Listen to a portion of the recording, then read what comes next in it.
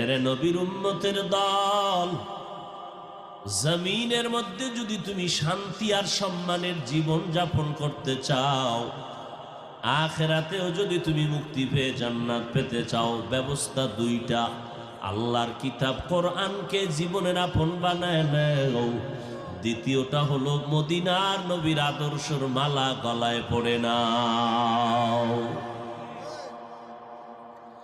কারণ আমার আল্লাহর কোরআন এমন একটা দামি কিতাব, যে কিতাবটা ধরলে বরকত, যে কিতাবটা পড়বেন তাতেও বরকত, যে কিতাবটা খুলে দেখবেন তাতেও বরকত, যে কিতাবের আওয়াজটা কানে শুনবেন তাতেও বরকত।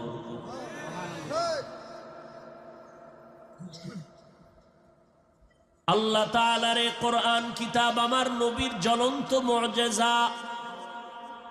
আমার নবীকে আল্লাহ এত মর্যাদা দান করেছেন, যত কারণ আমার নবীর মর্যাদা দেওয়ার পেছনের মধ্যে একটা কারণ, আমার আল্লাহর নবীকে আল্লাহ কোরআন দান করেছেন। কোরআনটা খুলে দেখবেন তাকায়া, তাতেও সওয়াব। কিন্তু কপাল বড় খারাপ,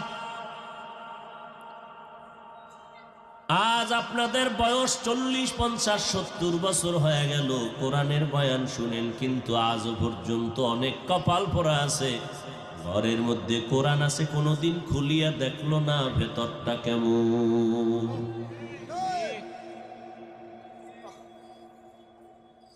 অথচ আল্লাহর কোরআনের তেলাওয়াত শুনলে কলিজা ঠান্ডা হয়ে যায়। এক গ্লাস পানির মধ্যে চিনি দিলেন, এরপরে চামিচ দিয়া নাড়া দিলেন, এবার ডক ডক করে আপনি পান করে ফেললেন। কেউ যদি বলে ভাইজান পানি পান করো, বলবে না। কি করো বলেন, কি বলবে? শরবত। ভাই, পানির মধ্যে চিনি দিল, চামিচ দিয়া নাড়া দেওয়ার পরে পানির কালার কি নষ্ট হয়ে গেছে? বাহির থেকে দেখলে কি বোঝা যায়? পানি, কালারও পাল্টায় নেই। এরপর এটার কেউ পানি বলে? কি বলে? শরবত পান করি, পানি না। বাহির থেকে বলে এটা তো দেখ